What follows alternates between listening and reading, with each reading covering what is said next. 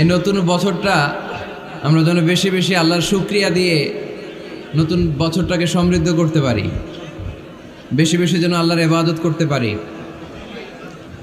নতুন বছরে আমরা শপথ নেই, আমরা যেন অন্তরে হিংসা লালন না করি, বিদ্বেষ লালন না করি, আমরা নিজেরা যেন কাদা ছোড়াছুরি না করি, আমরা যেন মিলেমিশে একসাথে একাকার হয়ে যাই। আল্লাহ তুমি কবুল করো, আমরা পড়ি আমিন। 60টা জিনিস মানুষ মরে যাওয়ার পরে তার কবরে পৌঁছতে থাকে। ইন্না মিম্মা ইয়ালহাকুল মুমিন মিন হাসানাতিহি বা'দা মাউতিহি, মানুষ মরে যাওয়ার পরেও যে 60টা জিনিস তার কবরে পৌঁছায় তার মধ্যে একটা হচ্ছে মসজিদান বানাহু, সে যে মসজিদ বানিয়ে গিয়েছে ওই মসজিদের সওয়াব। সুবহানাল্লাহ পড়েন। আপনি টাকা দিয়ে মসজিদ বানিয়ে দিলেন, ওই মসজিদে মুসল্লিরা নামাজ পড়ে, রোজাদাররা এসে ওখানে ইফতার খায়, তাহাজ্জুদ আদায়কারীরা তাহাজ্জুদ পড়ে, তাদের সওয়াবের কমতি হবে না, কিন্তু তাদের সওয়াবের একটা পার্সেন্টেজ সওয়াব যে ব্যক্তি মসজিদ বানালো তার আমল নামে আল্লাহ ঢুকিয়ে দেয়। সুবহানাল্লাহ বলতে পারলেন না? হে নামাজি আমার ঘরে নামাজ পড়ো আজ, দিল মে তোমার চরণ তলে হৃদয় যায় নামাজ। হে নামাজি আমার ঘরে নামাজ পড়ো আজ, দিল মে তোমার চরণ তলে হৃদয় যায় নামাজ। পড়েন আল্লাহু আকবার। কি সুন্দর লিখেছেন কাজী নজরুল ইসলাম। কাজী নজরুল ইসলাম খুব সুন্দর করে বলেছেন, মসজিদেরই পাশে আমায় কবর দিও ভাই, ঠিক কিনা? মসজিদেরই পাশে আমায় কবর দিও ভাই, যেন গোরে হতে মুয়াজ্জিনের আযান শুনতে পাই। আমার গোরের পাশে দিয়ে ভাই নামাজিরা যাবে, পবিত্র সেই পায়ের ধ্বনি এ বান্দা শুনতে পাবে। গোরা যাব হতে গুনাহগার পাইবে রেহাই, মসজিদেরই পাশে আমায় কবর দিও ভাই। কত মানুষ নামাজি ভাই মসজিদাঙ্গিহীনাতে, আল্লাহর নামের জিকির করে লুকিয়ে গভীর রাতে। আমি তাদের সাথে ওই আল্লাহর নাম জপতে চাই, আল্লাহর নাম জপতে চাই। পড়েন সবাই, মসজিদেরই পাশে আমায় কবর দিও ভাই, যেন গোরে হতেও মুয়াজ্জিনের আযান শুনতে পাই। চিল্লায় পড়তে হবে আমিন। কি দরদ ছিল আমাদের জাতীয় কবি কাজী নজরুল ইসলামের, মসজিদের পাশে আল্লাহ তুমি আমার কবর দিও। আল্লাহ এই দোয়াটা কবুল করে নিয়েছে, ঠিক কিনা? ওনার কবরের পাশে মসজিদ আছে না নাই? আছে। এজন্য মসজিদের সাথে সম্পর্ক জুড়ে দেওয়া এটা ইমানদারের আলামত, আর মসজিদকে ঘৃণা করা এটা মুনাফিকের আলামত। এজন্য আমরা যেন আমাদের হৃদয়টাকে মসজিদের সাথে জুড়ে দেই, মসজিদের সাথে যেন সুসম্পর্ক থাকে। মসজিদ সবার, মসজিদ নিয়ে দলাদলি নাই। দলাদলি আছে অনেক জায়গায়, হানাফি মসজিদ, আহলে হাদিস মসজিদ এরকম আমরা দেখি বা শুনি, এটা ঠিক না। হানাফি মসজিদ বলে কোনো কথা নাই, আহলে হাদিস মসজিদ বলে কোনো কথা নাই। মসজিদ সবার। ছোট্টখাট্ট বিষয় নিয়ে মসজিদে মারামারি, একজন হাত তোলে আরেকজন তোলে না, কিলাকিলি আছে না নাই? একজন বলে জোরে আমিন, আরেকজন আস্তে আমিন, মারামারি আছে না নাই? এগুলো কি মারামারি করার কোনো বিষয়? কথা বলেন। সালাতে ফরজ আছে, ওয়াজিব আছে, সুন্নাহ আছে। খেয়াল করে বুঝবেন, ফরজ যদি নষ্ট হয় সালাত ভঙ্গ হয়, you have to repeat your সালাহ। ওয়াজিব নষ্ট হলে সালাত ভঙ্গ হয় না, নতুন করে পড়া লাগে না, সেজদায় শাহু দিলেই সালাত আদায় হয়ে যায়। আর সুন্নাহ নষ্ট হলে নামাজ নষ্টও হয় না, নতুন করে পড়াও লাগে না, সৌ সেজদাও লাগে না, নামাজ আদায় হয়ে যায় সুন্নাহ নষ্ট হলে। এই যে হাত তোলা না তোলা এটা সুন্নাহ, আমিন জোরে বলা না বলা এটা কি সুন্নাহ। যেটা কোনো কারণে কেউ না করলেও তার নামাজ কবুল করে নিবে কে? আর এই সব সুন্নত লই আমগো দেশে গিলাগিলি। মৌলভীবাজারে মাশাআল্লাহ এগুলা নাই, এখানেও আছে। এগুলার অবসান ঘটুক, আমরা চাই কি চাই না? আর কত এই ছোটখাটো বিষয় নিয়ে আমরা এই বিভেদের প্রাচীর আর দেয়ালকে উঁচু করব আমাদের মাঝখানে? কবে আমরা ঐক্যের সিন্ডিকেট করব? কবে? আর কবে সাদা মনের মানুষ হব? কবে? আর কত? অনেক হয়েছে, আর না, এবার থামেন। বিভেদের প্রাচীরকে ভেঙে চুড়িয়ে দেন। ঐক্যের এমন সিন্ডিকেট গড়তে হবে যাতে কোনো অপশক্তি এই ঐক্যকে ভাঙতে না পারে, বানচাল করতে না পারে। চিল্লায় বলেন ঠিক কিনা? এজন্য মিউচুয়াল রেসপেক্টের দরকার, পারস্পরিক শ্রদ্ধাবোধ সব ক্ষেত্রে, রাজনীতিতে, সামাজিক অ্যাক্টিভিটিসে আমাদের আলেম ওলামাদের মধ্যে পারস্পরিক শ্রদ্ধাবোধের দরকার, মিউচুয়াল রেসপেক্ট। কেউ কাউরে রেসপেক্ট করে না, আমি যেটা বুঝছি এটাই সব, বাকি সব হারাম, এরকম বলে না অনেকে? এরকম যেন না করি। তাহলে মসজিদ সবার, মসজিদ আল্লাহর হাবিব সাল্লাল্লাহু আলাইহি ওয়াসাল্লাম খ্রিস্টানদেরকে মসজিদে ঢুকতে দিয়েছেন, আর আমরা মুসলমান ভাইয়ের জন্য মসজিদে তালা ঝুলাই দেই, আছে না নাই? আল্লাহর হাবিব সাল্লাল্লাহু আলাইহি ওয়াসাল্লাম কোথাও গেলেই প্রথমে মসজিদ বানাতেন। কি বানাতেন? মসজিদ বানাতেন। মক্কা থেকে হিজরত করে মদিনায় আসলেন, কোবায় থাকলেন কয়েক সপ্তাহ। কোবা পল্লীতে তিনি মসজিদ বানালেন, মসজিদ কোবা।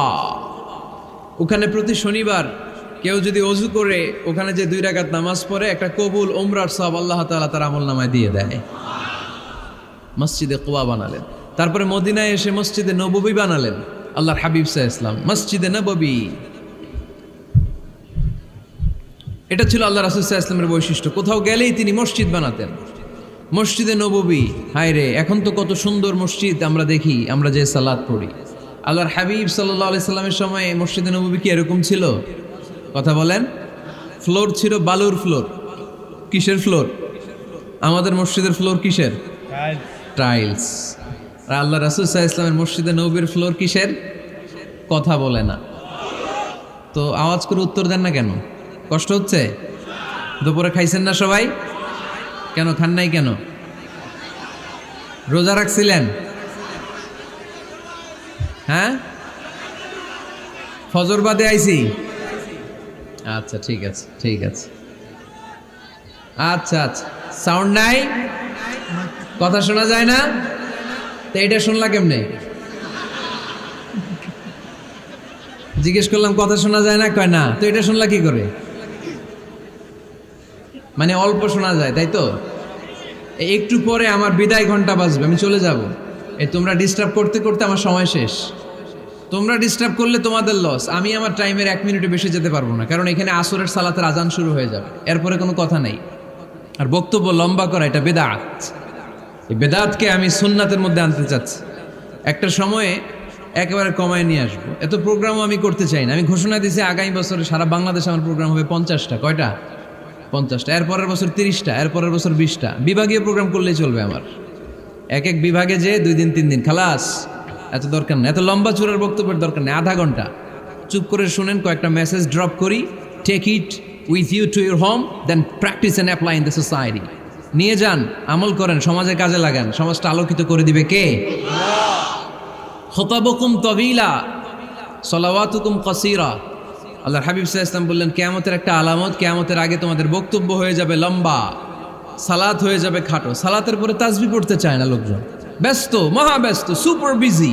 কোত্থেকে আসলে এই ব্যস্ততা? আপনি রবের সাথে মুনাজাত, না যাই উনাজি মুনাজাত, আপনার রবের সাথে একাকী নীরবে কথা বলতে মনে চায় না আপনার? তা তো তাড়াহুড়ো কিসের?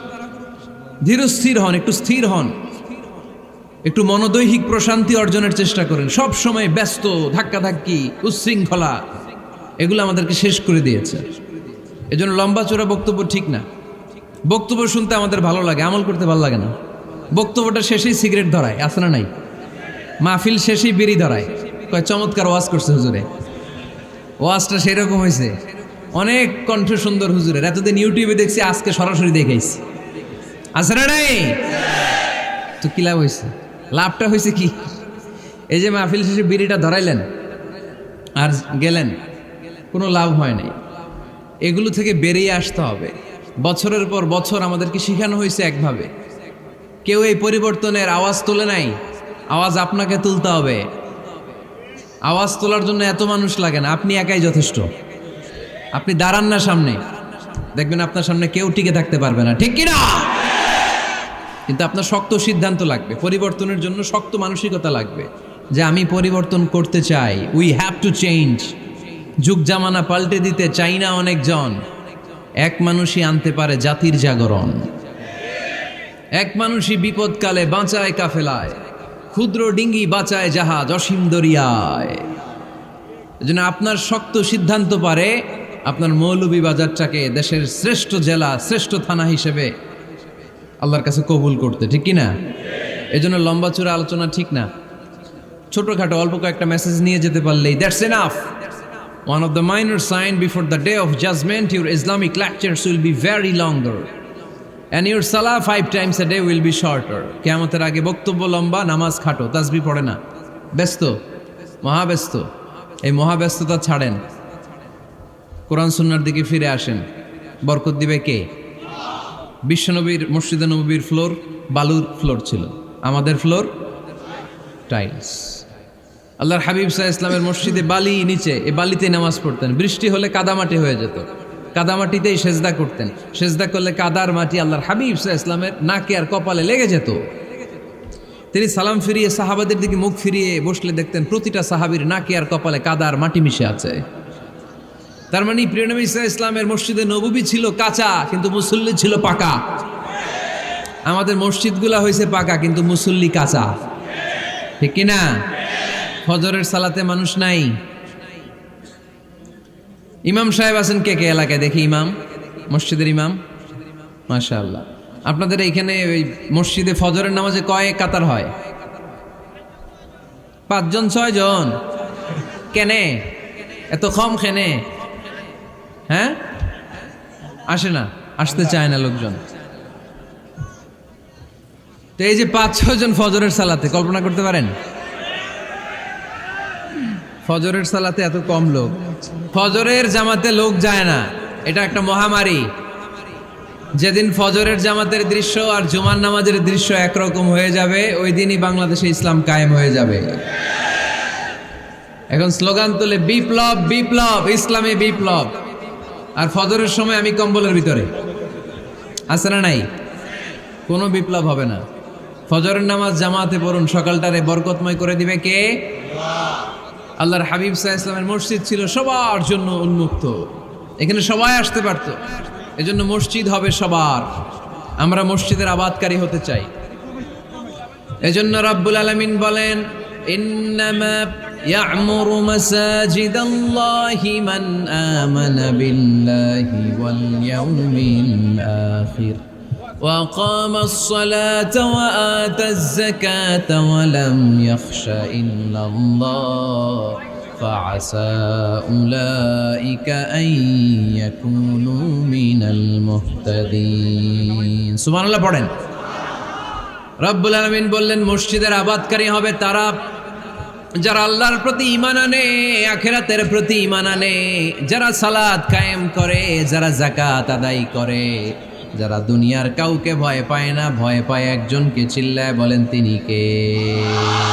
যাদের হৃদয়ে আছে আল্লাহর ভয়, তারা কবু পথ ভুলে যায় না।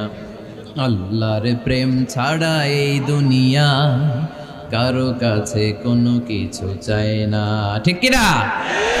তাহলে যারা মসজিদের আবাদকারী এরা ভয় পায় একজনকে, চিল্লায় বলেন তিনি কে? মসজিদের আবাদকারীদের প্রথম গুণ, তারা আল্লাহয় বিশ্বাস করে, তারা আখিরাতে বিশ্বাস করে, তারা সালাত কায়েম করে, তারা যাকাত আদায় করে, তারা আল্লাহ ছাড়া পৃথিবীর কাউরে ভয় পায় না। আল্লাহ বলেন ফাআসা উলাইকা আইয়াকুনু মিনাল মুহতাদিন, আশা করা যায় তারাই হলো হেদায়েতের রাস্তার উপরে আছে, ঠিক কি না? তারাই মসজিদের আবাদকারী, যারা মসজিদে যায়, সালাত আদায় করে। এখন মসজিদের আবাদকারী আপনি হতে চান, আপনি মসজিদে যান না, আপনি আবাদকারী হতে পারবেন? মসজিদের অনেক সভাপতি আছে মসজিদে যায় না, আছে না নাই? মৌলভীবাজারে এই সমস্যা বোধহয় নাই। মসজিদের সেক্রেটারি মসজিদে যায় না, আছে না নাই? তাহলে হইলো, এটা হইলো, এটা মেনে নেওয়া যায়? এজন্য সভাপতি সাহেবরা, আপনি কষ্ট করে মসজিদ বানিয়েছেন, মসজিদে যাবেন। সভাপতি সাহেব আপনি মসজিদে যাবেন, সেক্রেটারি সাহেব আপনি মসজিদে যাবেন, তাহলে আপনি সঠিক মসজিদের আবাদকারী হবেন, ঠিক কিনা? আমরা মসজিদের আবাদকারী হতে চাই।